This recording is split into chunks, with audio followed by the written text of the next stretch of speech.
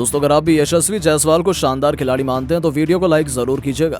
दोस्तों जायसवाल के बेसबॉल में थर-थर कांपा इंग्लैंड, गिल के साथ मिल दूसरे ही दिन भारत को बना दिया चैंपियन, तो पूरी दुनिया में हाहाकार मच गया। यहां तक कि अब दुनिया भर के बड़े बड़े दिग्गज सचिन तेंदुलकर से लेकर रिकी पॉन्टिंग, महेंद्र सिंह धोनी से लेकर केविन पीटरसन, यहां तक कि मैकुलम और शोएब अख्तर तक इन दोनों युवा सितारों के मुरीद हो गए।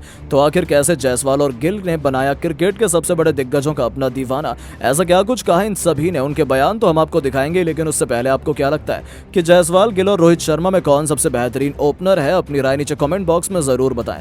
दोस्तों राजकोट के मैदान पर जब तीसरी पारी में टीम इंडिया बल्लेबाजी करने उतरी तब इंग्लिश टीम को रोहित शर्मा के रूप में एक सबसे बड़ी विकेट हासिल हुई थी। इसके बाद तो अंग्रेजों की खुशी देखने लायक थी।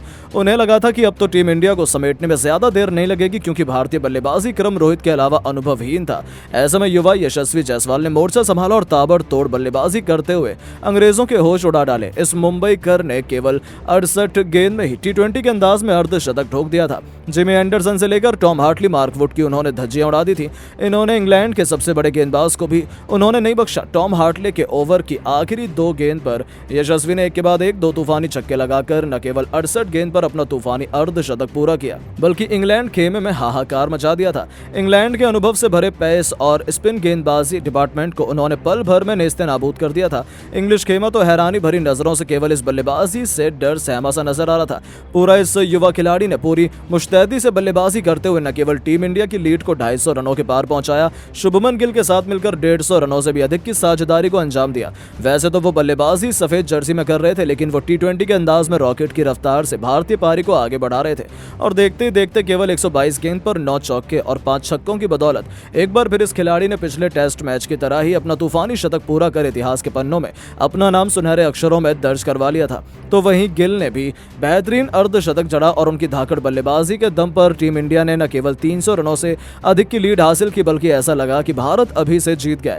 अभी तो उसके टैलेंट के गुलाम पूरी दुनिया में हो गए हैं। हर तरफ से उन्हें केवल वाहवाही मिल रही है। सबसे पहले तो इंग्लैंड के कोच ब्रेंडन मैकुलम की आंखें फटी की फटी रह गई। वो भी यशस्वी के शतक पर तालियां बजाते हुए नजर आए और फिर उन्होंने कहा कि फैंटास्टिक इनिंग यशस्वी से हमें देखने को मिली। मुझे लगता है कि यदि वो इस तरीके की बल्लेबाजी नहीं करता तो हम मुकाबले में इतने पीछे नहीं छूटते। उसे शतक की बहुत बहुत बधाई, वो एक कमाल का यंगस्टर है, लेकिन अभी हम हारे नहीं हैं। अभी हम ये मैच जीत सकते हैं, हमें खुद पर पूरा भरोसा है। तो वहीं टीम इंडिया के दिग्गज या कहीं God of cricket Sachin Tendulkar ने भी इस युवा खिलाड़ी को बधाई देते हुए लिखा, बैक टू बैक सेंचुरी यशस्वी जायसवाल के लिए स्पिनर्स को उन्होंने ऐसे धोया जैसे कि उन्हें धोया जाना चाहिए। दे देना धन, बहुत बहुत बधाई हो यशस्वी, आप ग्रेट ओपनर बनने के लिए पूरी मजबूती से कदम बढ़ा चुके हैं। यहाँ तक कि पाकिस्तान तक यशस्वी जायसवाल के चर्चे हैं। जी हाँ, शोएब अख्तर ने यशस्वी की तारीफ करते हुए कहा, भाई माशाअल्लाह, जिस बेबाक अंदाज में यशस्वी ने आज बल्लेबाजी की, मुझे तो रोहित, गिल, यहाँ तक कि सहवाग भी फेल लगे। टेस्ट को उन्होंने टी20 बना दिया। यह दिखाता है कि ये युवा सितारा कितना काबिल है। इंग्लैंड के लिए यह सबब है कि टेस्ट सीरीज जितना तो दूर, वो तो ये टेस्ट मैच भी नहीं जीत पाएंगे। जी हाँ दोस्तों, जहां शोएब अख्तर यशस्वी से बेहद खुश हैं, तो वहीं इंग्लैंड के दिग्गज केविन पीटरसन का कहना है कि मैं अपने गेंदबाजों से डिसअपॉइंटेड हूं। यशस्वी को अपने आउट करने के आपने कई मौके छोड़ दिए थे, लेकिन वो ऐसा नहीं कर पाए। खैर, आज यशस्वी सही का दिन था। बहुत बहुत बधाई हो यंग मैन, आपने लाजवाब पारी खेली है जो आपको लंबे समय तक याद रहेगी। यशस्वी में एक बेहतरीन ओपनर बनने की क्षमता कूट कूट कर भरी है। तो केवल वही नहीं, ऑस्ट्रेलिया के महान दिग्गज माने जाने वाले रिकी पॉन्टिंग का कहना है कि मैं तो पहले कहता हूँ इंडिया टैलेंट की खदान है और उसका सबसे चमकता हुआ हीरा यशस्वी जायसवाल है।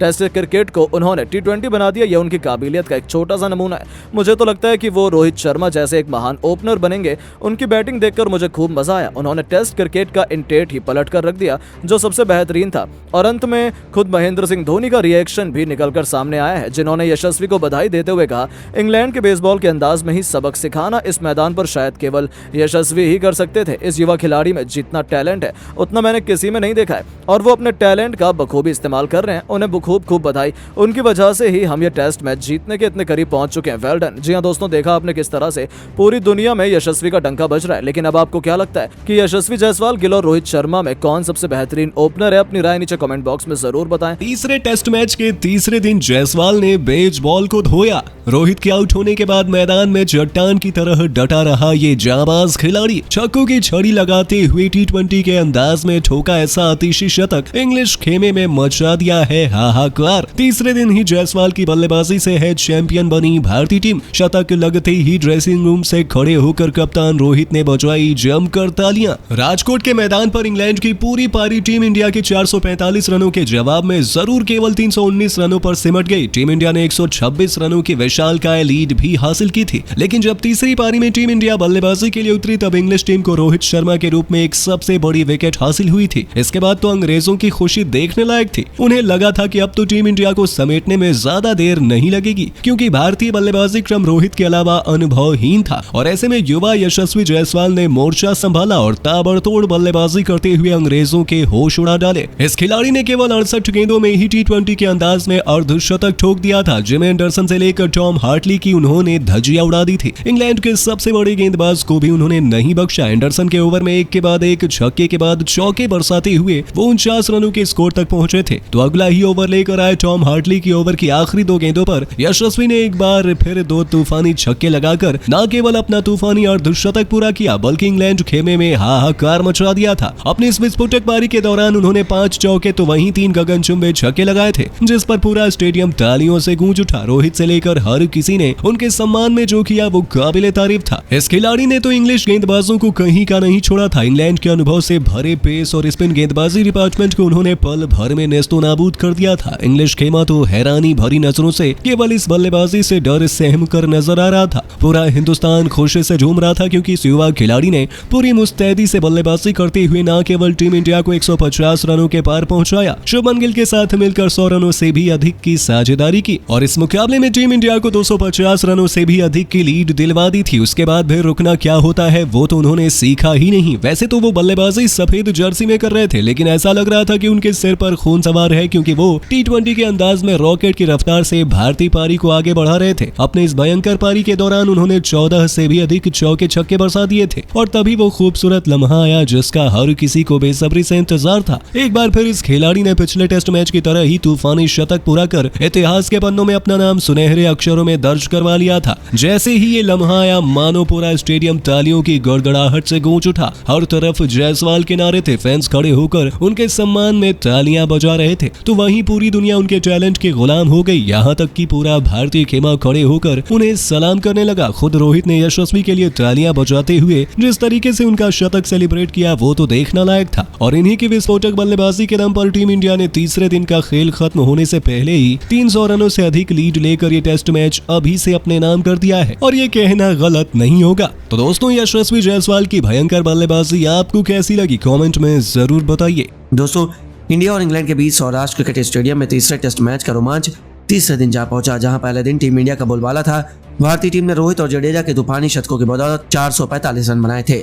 ऐसा लगा कि यह स्कोर काफी बड़ा है, लेकिन जवाब में उतरे इंग्लिश बल्लेबाजों ने तबाही ही मचा दी। खासतौर पर बेन डकॉयत, जिन्होंने न केवल 88 गेंद पर T20 के अंदाज में अपना तूफानी शतक ठोक दिया, बल्कि उसके बाद भी रुकना क्या होता है यह तो उन्होंने कभी सीखा ही नहीं।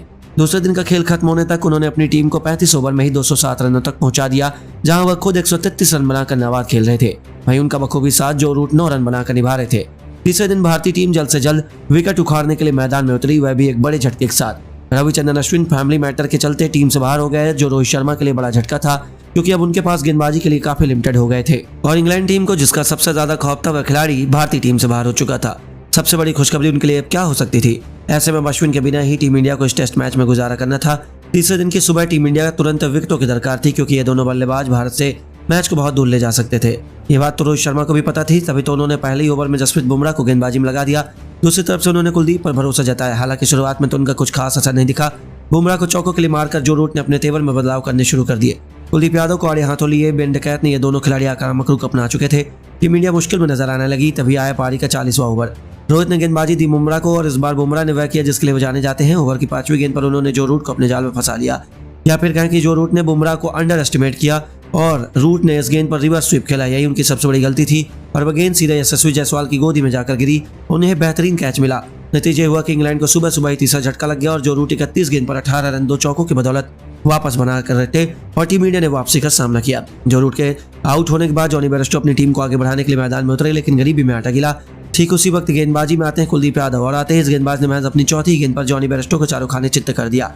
उन्होंने एक ऐसी गेंद डाली जिस पर बेयरस्टो कुछ समझ नहीं पाए, और गेंद एक फिट स्पिन होते हुए सीधा उनके पैड पर जाकर लगी, और टीम इंडिया ने जोरदार अपील की, और अंपायर की भी उंगली खड़ी हो गई। LBW होकर इस बल्लेबाज को पवेलियन लौटना पड़ा। रिव्यू लेने का कोई मतलब नहीं हुआ, क्योंकि उन्होंने अंपायर के फैसले को चैलेंज जरूर किया, लेकिन वह अपने विकेट के साथ साथ रिव्यू भी बर्बाद कर गए। और लगातार 2 ओवरों में टीम इंडिया ने 2 विकेट लेकर इंग्लिश टीम को बैकफुट में धकेल दिया।